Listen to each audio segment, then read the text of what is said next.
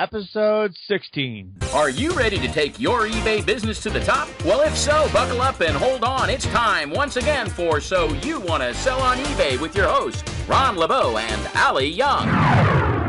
Creating an eBay store these days is not that difficult a task. Creating a custom eBay store is. So if you're thinking of starting an eBay business, or even if you're a titanium power seller, let the professional team at AuctionProTemplates.com create a custom eBay store for you.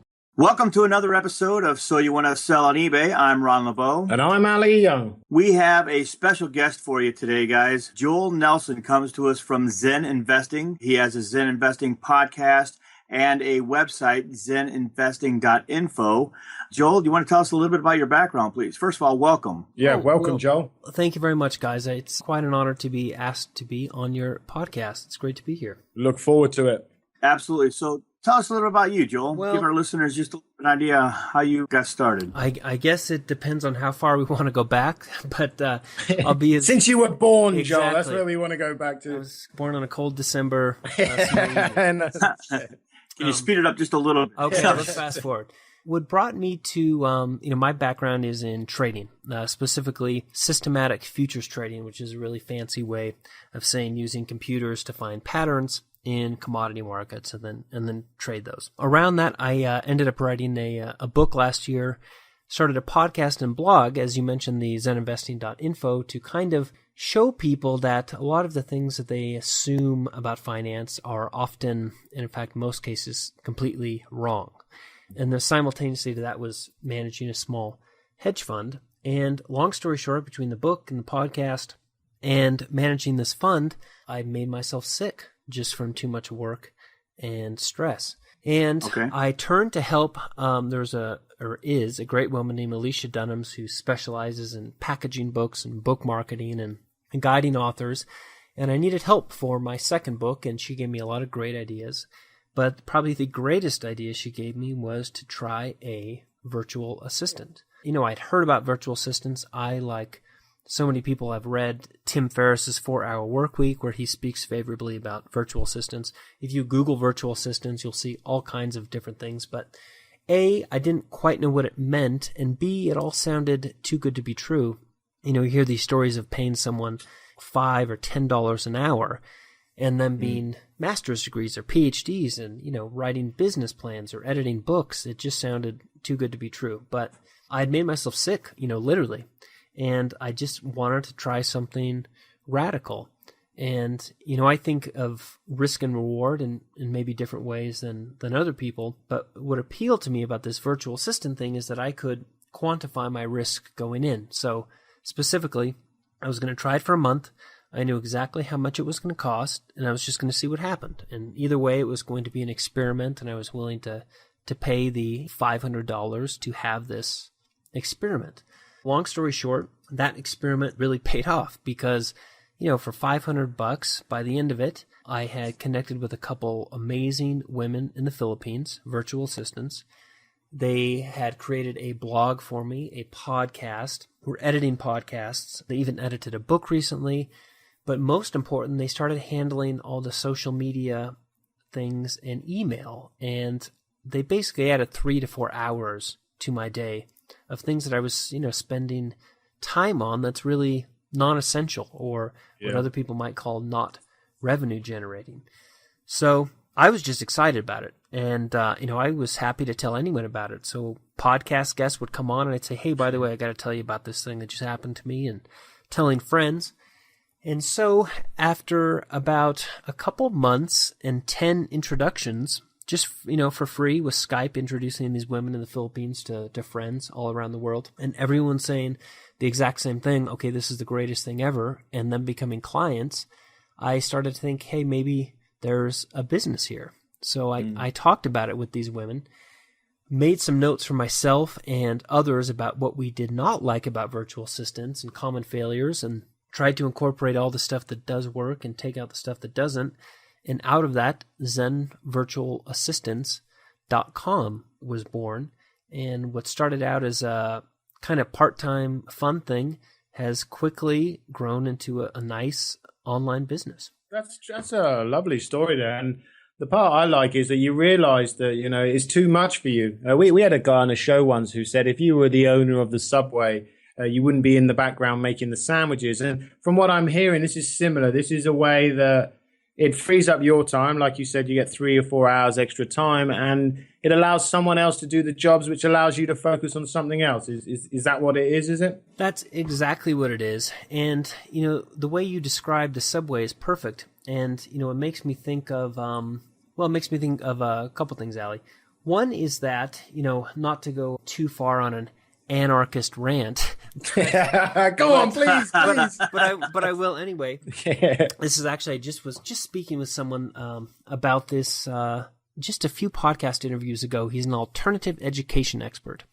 And the point he made, a point that's been made for decades by many people, is that the typical educational system in America is based on indoctrination. Specifically, you not asking too many questions and following orders and trading the hours of your life for money. And there's a good reason for that, because it's what made America in the 1900s so wealthy, was its manufacturing base. So these industrialists, it was in their interest to finance and underwrite and sponsor colleges to produce, indoctrinated people that wouldn't ask too many questions and would follow the rules.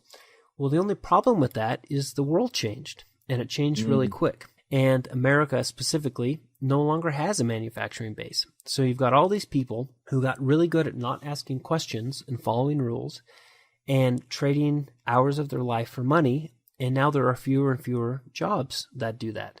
So one thing is that I came from a very blue-collar background, a background where you traded hours for money. And if there was a way to do it yourself, you should, because it's cheaper. But as you guys know, especially with your eBay stores, it's not a scalable model, and that there are things that it just makes sense to outsource to people. And because anyone with a laptop has the capacity to become a virtual assistant, and because the world is becoming more and more digital and online, it's easier and easier to find someone in the world who not only can do those tasks for cheaper, but quite frankly, can do those tasks better. Because as much as we like to think of ourselves, especially as entrepreneurs, that we can do anything, we can't. There's always someone, who can do it better. So one of the big challenges for me, and I've also noticed for other people using Zen virtual assistants, is if they do not come from a management background, a background where they have to think about what tasks to outsource, it's a big adjustment, because you catch yourself doing things that you could easily outsource. So it's been a great exercise for me, because, when you pay someone, and I paid them a week in advance, it forces you as an entrepreneur to say, okay, well, I sunk this cost. I better think very clearly about what I should be spending my time on. And that's revenue generation, not filtering emails, not, building social media sites, stuff like that. So it's been a really good exercise for me. Yeah, let me ask you this, Joel. Before you actually started your business, you were a client of a virtual assistant.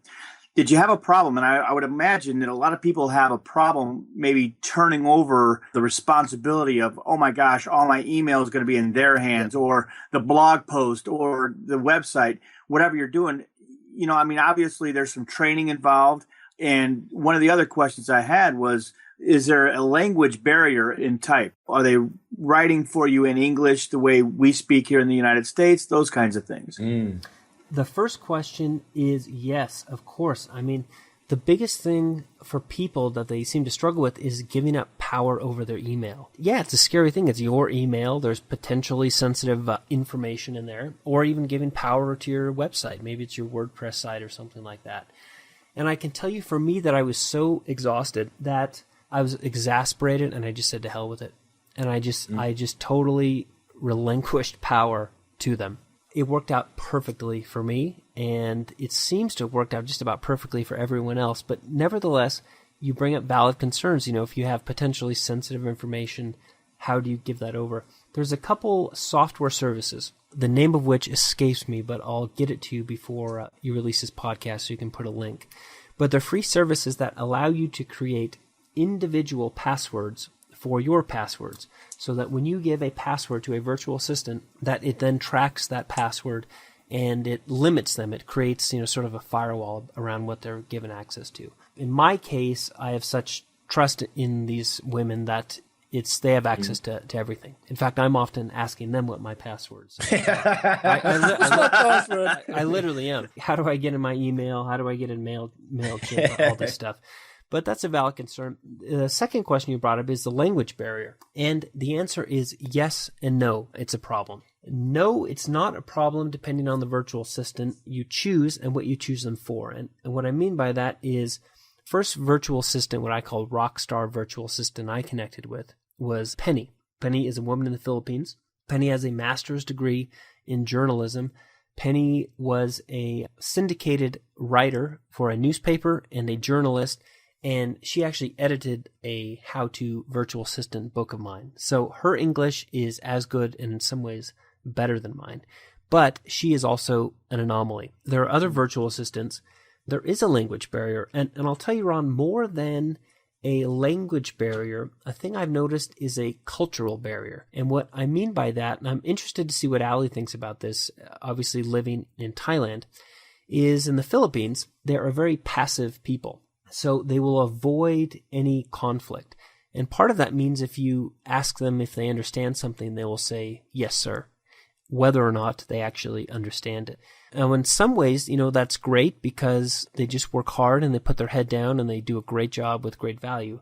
But in other ways, it can be hard because sometimes you need feedback. One of the many reasons I call Penny a rockstar virtual assistant is because she fully admits this, is that working with so many Western clients, especially Americans, quickly learned that they valued her speaking up and making suggestions or saying, I don't understand, explain better.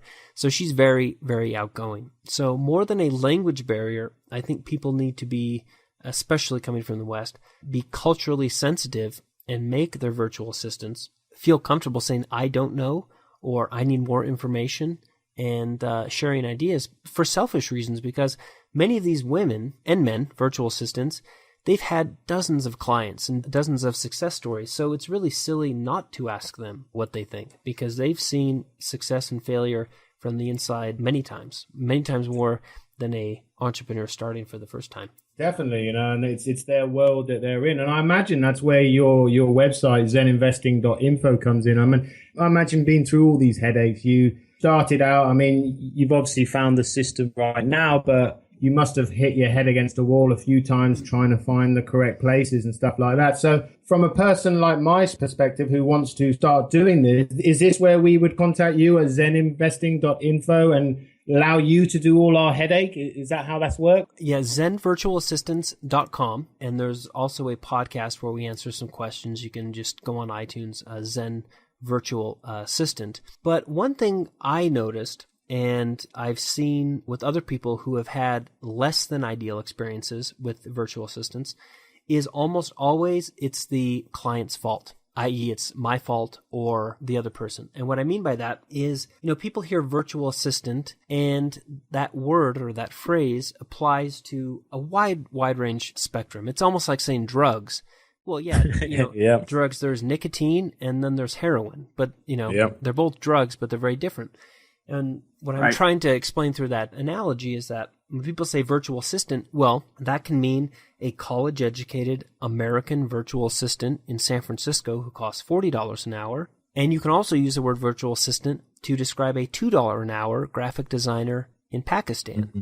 And they're different people, and they're different countries, and they're different cultures, and they're different skill sets. And when used incorrectly, then, well, of course it creates frustration. It's like trying to screw in a screw, with a hammer. So one thing I noticed is that was consistent through all the failures I made, and believe me, there were a ton of them and others, is let's think about why people choose virtual assistants to begin with. So they're stressed out, right? And they want to outsource a task. They need more time. So they hire a virtual assistant. And then they get another task, and maybe they hire another virtual assistant.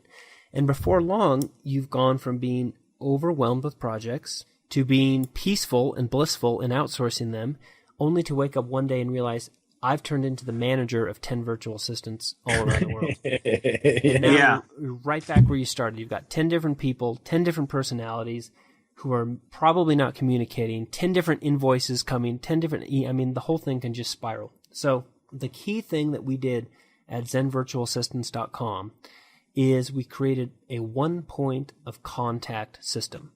So what that means is that any client has one point of contact with what we call a team leader.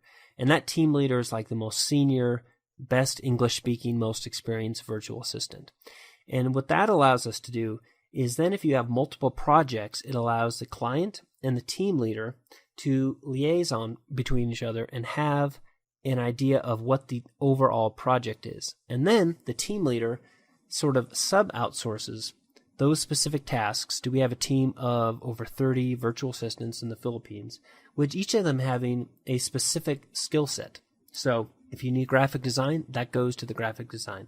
If you need a podcast edit, that goes to the podcast guy.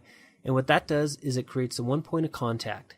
And the other thing we do is that we build a written list of systems.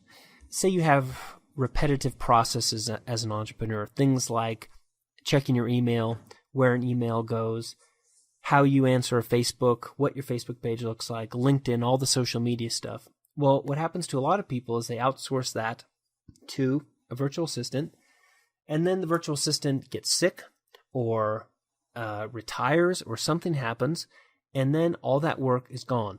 So what we do is that, whether you like us or not, and knock on wood, nobody's complained so far, we've had great feedback, is even if you don't like us, then you leave with basically a company operations manual for free that you can just take to your next virtual assistant.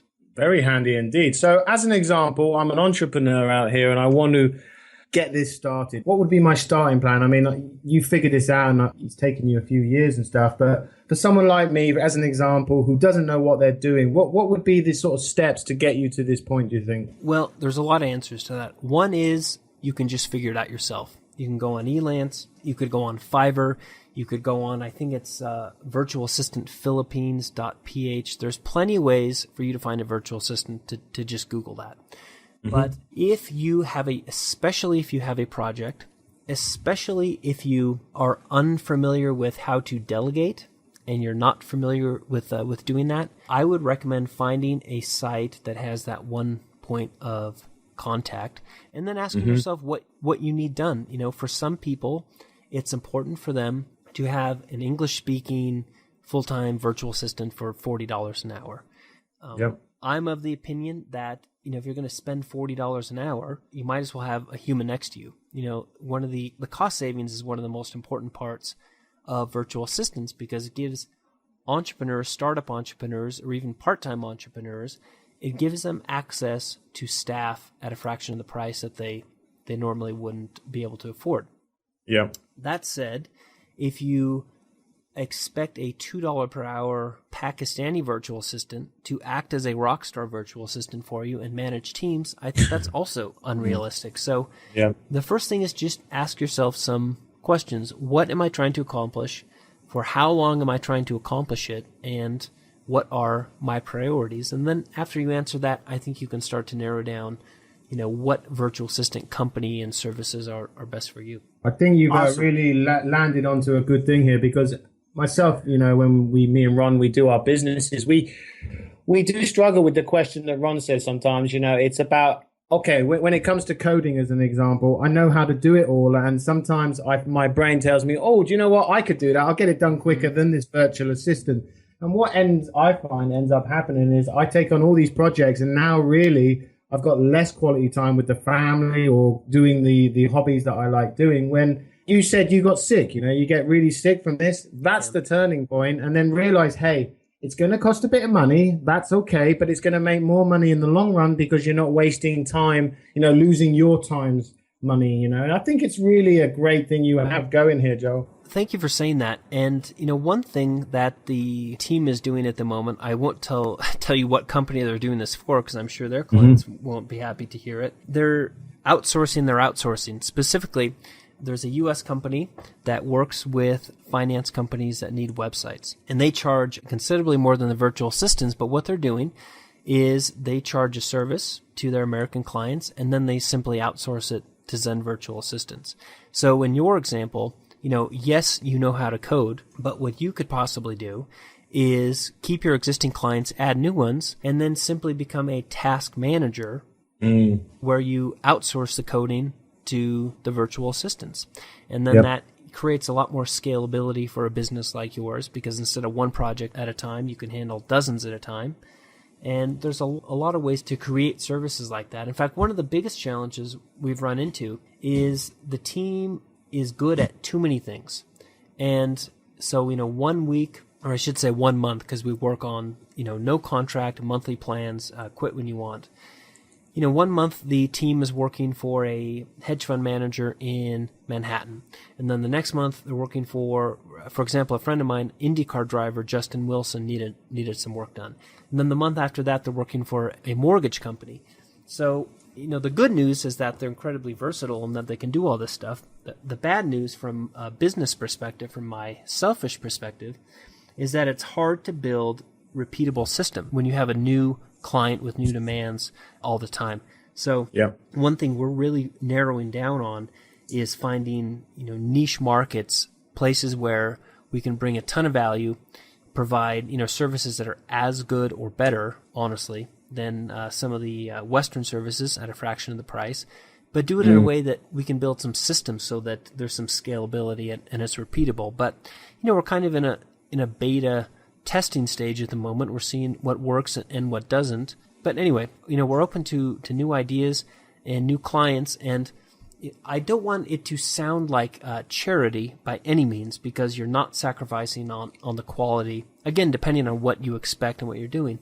You're talking about women who, given access to a laptop and an internet connection, are now competing on a global stage with people with far, far more, quote, prestigious Western educations. On a personal note, I could go off on a tangent and talk about this quite a bit, but it's a really exciting thing to be a part of. So I'll go off on this tangent for you. So it's a podcast show. You're supposed to talk, so that's cool. I guess so.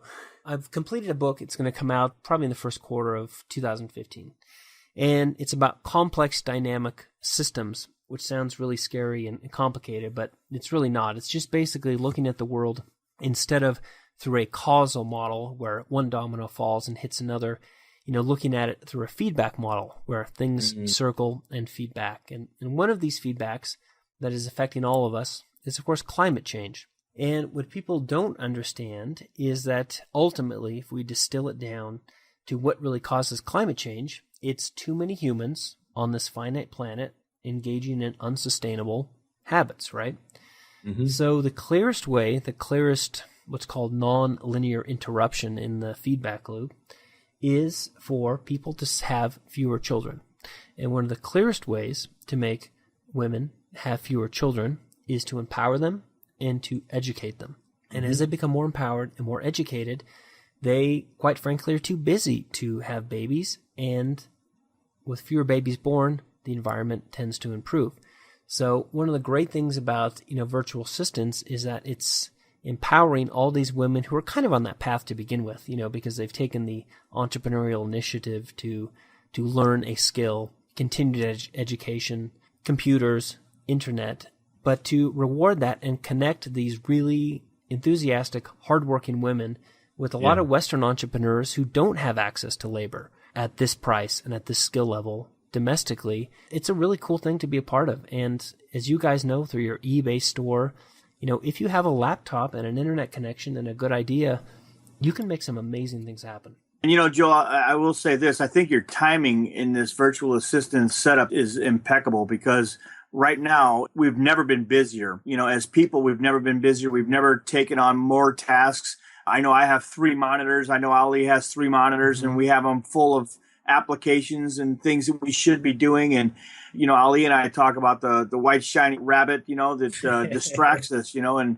you go to reply to an email. Next thing you know, it's an hour and a half later and, you're on Facebook somewhere. So, I think your timing is good. And I think the concept is awesome, because I know for us, I'm sitting here listening to it. I'm thinking to myself, wow, maybe that's what we need to do to free up some of our time, right? Because, we just stay so busy, and you get to a point where you're in a funnel. You got all this stuff in a funnel, and it's got to get out. You only have 24 hours a day. It sounds to me, and I know for us, we will definitely be looking into your website there at zeninvesting.info, because we could probably use some help there. And I mean, I'm just being honest. We had some, reservations about that. So maybe you can talk a little bit about the fictions about virtual assistants, or facts even, Well, the fictions are that there are these rockstar virtual assistants who you can find with one mouse click, who will tell you how to create a $3,000 a month passive income business. Oh, they're really not out there? No, I'm afraid they're not. And if they were, they're not going to share that advice with you for $2 an hour. Now, that definitely seems, not. We're laughing about it now, but a lot of people have those, false ideas. On that note, the other thing I will say, and I have some friends that have virtual assistants, and you think, wow, for $2 an hour, what could I possibly get? The other side of that coin is, in the U.S., we're used to paying premium dollar. So to your earlier point, you can get emails and blogs and stuff done very reasonable, and yet the quality is still very, very phenomenal. The quality need not suffer, because that was the first thing I thought and part of that was just arrogant. I thought, well, I've coded computers to trade commodities. I can certainly code HTML. And you know what? Yeah, I could if I spent 3 weeks on it. But why spend 3 weeks on it when you can outsource it for $200 or $300 US, have 10 samples come back within 48 hours, tweak them, and you can have a beautiful online store up in a matter of no time. So again, it comes back to the time management. Yes, there are things we all can do, but the question is, should we be doing them? And as you point out, there's so much information sprayed at us now that the job then becomes how to eliminate. And that means like how to clear your desk of papers, get rid of things in your house, but it also means, how am I going to filter email, for example? So one of the things that women did is they automated my email. So I always say I've outsourced my email to the Philippines. What that means is that instead of getting between 50 and 100 various social media connections as a result of the podcast, for example, and me responding to those, now much of that is automated.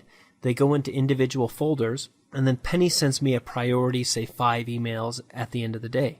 So I've gone and basically reduced my email load daily to, 5% of what it was.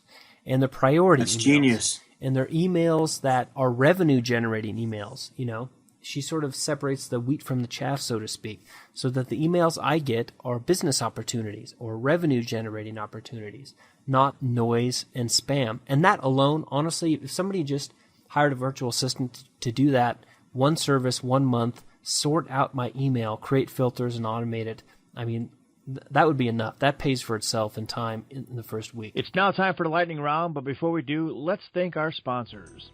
If you are an online merchant, chances are you've heard of Terapeak. Terapeak helps online merchants like you by providing in-depth analytics to help you pull back the curtain on your competitors' behavior, pricing techniques and strategies, supply and demand, category and product trends, and customer purchase patterns. Sound intense? It is. Terapeak is the leader in e-commerce market analysis, dedicated to helping online merchants grow their business and become more profitable. How cool would it be if you could know the new and emerging opportunities? Terapeak delivers market intelligence that is both meaningful and actionable. Terapeak analyzes over 2.4 billion transactions per year. How many of those will be yours next year? After all, if your competitors see the value in Terapeak, shouldn't you? Go to www.soyouwantasellonebay.com/Terapeak to sign up today. Yeah, you've started doing things really smartly, and I can definitely see why this is such a powerful thing. So let me ask you, like I like to ask this to all people, you're busy. I mean, this woman is obviously helping you free up your time. So with that extra time, what are you doing? Do you have more projects coming up? You mentioned you're having a podcast show, but now you have this extra time. I'm sure you're not sitting there twiddling your thumbs, but what other things are happening in your world? Have you got more projects coming up? Well, I'll tell you what, I was twiddling my thumbs at first. You were? Yeah, because you begin to think that just because you're busy, you're being productive. And what you find out is by outsourcing what I call non-essential tasks, and that'll mean different things to different people, but things like email, a lot of the social media nonsense, even things like booking podcast guests. We use an online scheduler, or the same one you do. It just saves you time from going back and forth. Well, when can you do an interview? Well, I can do it today. Well, you can do it tomorrow, and going back and forth. All these things add up. We really have a finite amount of time on this earth, depending on your religious beliefs, whether you believe in incarnation or not. So to answer your question, it was bizarre at first. It was jarring because I had literally hours extra in the day. And I began to realize a couple things. One is that I'd wasted a lot of time on non-essential tasks. Two, it really forced me to take a very conscious look on what I spend time on and who I spend time with and stuff like that, and thinking about time in a different way. And to answer your question, what I did is I started meditating more and doing more yoga with that time. And I quickly was able to stop being an employee in my own business and sort of start thinking about, what's that saying? Don't work in your business, work on your business. So you basically created a better lifestyle for yourself. I created a better lifestyle. I got more productive, and I saw where I could create new tasks. And from the beginning, saw where I could create new tasks and then how to outsource them. It really forced me to think more clearly because, as we work for ourselves, we know what we're thinking, and we know why we're doing something, and we know what order something needs to get done in. But when you have to write that down for someone else and put it into bite-sized chunks and estimate how much time it should take and explain to them why they're doing it, it forces you to get your thinking clearly. And sometimes it can save you from making silly mistakes when you really are forced to linearly put those tasks down for someone else. So I know it's going to sound like a conflict of interest because, yes, I've started this outsourcing company, and this working with a virtual assistant is the best return on investment I've ever made for a number of reasons. One, because it's immediate. It's not like something where you part with money and then you hope a year from now it will work out.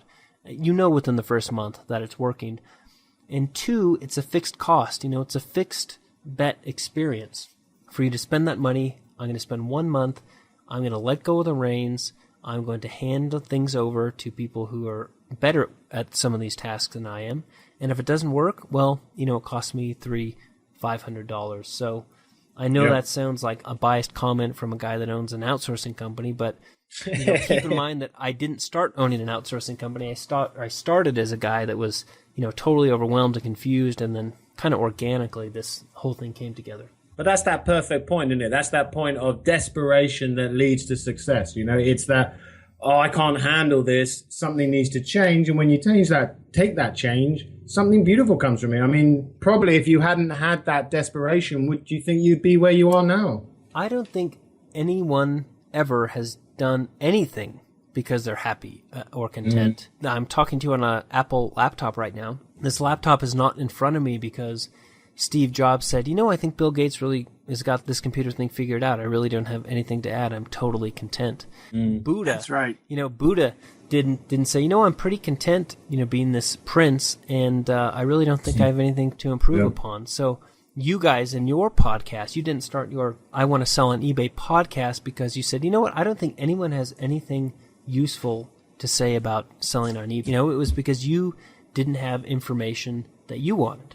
So I think discontent is where all good things come from. Okay, so talking about podcasts, let's talk about yours. What's that all about? What was the idea about creating that? What's the sort of people that you bring onto that show? It's called the Zen Virtual Assistant Podcast. You can just pop over to iTunes and check that out.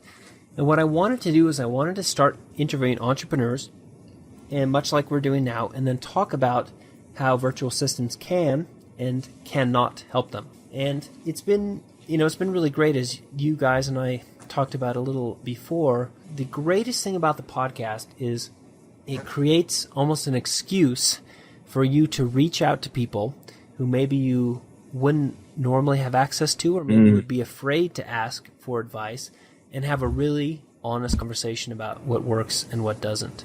And it's a really great way to connect with people. So what I thought I would do with this podcast, the Zen Virtual Assistant Podcast, is interview entrepreneurs who I like and respect and are doing something interesting, which is why I interviewed you guys. Of course. And no, I really did, because, on a side note, we were talking on your podcast that, there's no need for anybody who maybe has a job to get overwhelmed and outthink what it means to add some passive income. They need not necessarily start a website. They need not necessarily start a podcast or some online business. They have eBay, and everybody has something they can sell on eBay. And we had a great interview. I encourage everyone, listening to this to check that out. Really good interview with you guys about that. Yeah, this podcasting stuff. So you're basically, just offering the advice and showing the people another way. And it's like Ron mentioned earlier. I really think it's an important thing because we have become busy, and for people to be able to find out that they don't have to do it all on their own, because it's a misleading thing, and I think it's beautiful. And for the sake of time, I don't want to take up too much of your time, but is there anything else that you would sort of recommend before we go here, that i.e. tools wise, or to sort of offer people more advice before we leave this wonderful podcast? Well, I'll tell you, if you want to, two things. Number one, anybody can pop over to zenvirtualassistants.com. That's zenvirtualassistants.com, and there's a free chat bar. So type a question into the chat bar, say hello, and then you'll be connected with either Miss Penny, managing director of Zen Virtual Assistants, or Kriza, a team leader, and just ask them questions. If you're interested, we do free Skype consultations. We'll talk about your business, talk about what could work with a virtual assistant, what could not work, and we're happy to talk to anybody. The second thing is we're doing an Indiegogo campaign for Zen Virtual Assistants. Now, Zen Virtual Assistants is, up and running and we have clients, but I thought it'd kind of be cool to do a Indiegogo thing just to get some other eyeballs on there.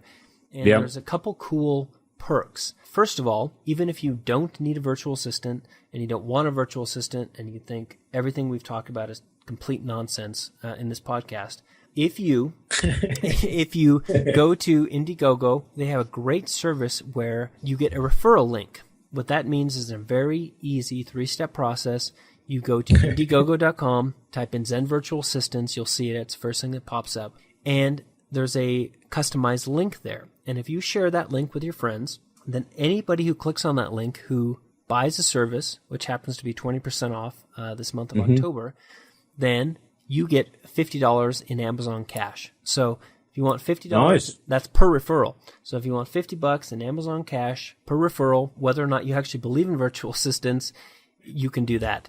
Alternatively, we're doing a special if you do believe in virtual assistants, and I sure do. I think you probably should too after this talk. You just go to Indiegogo, and there's different plans there for you to try Zen Virtual Assistants, all of which are 20% off the regular price for life. So if you make a purchase through Indiegogo this month of October, then you're locking in 20% discount forever. Well, that's highly recommended. And if you're listening to this podcast, that's definitely recommended to go over there and check that out. Ron, do you have anything else you wanna mention?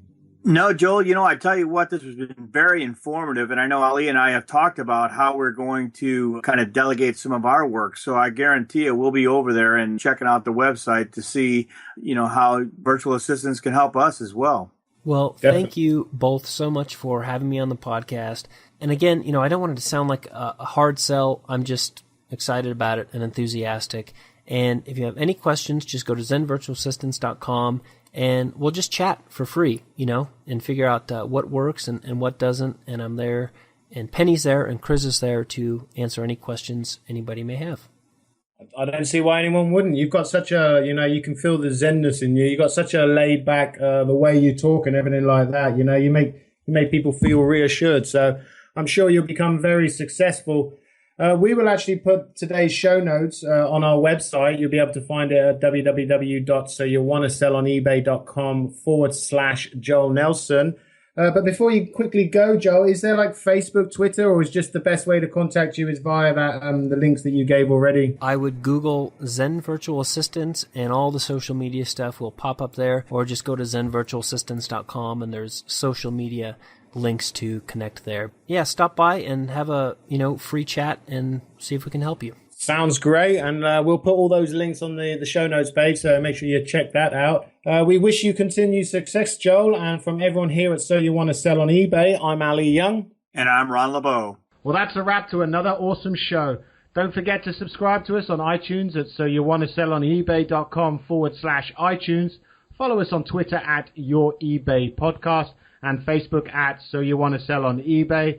And we can always be found at www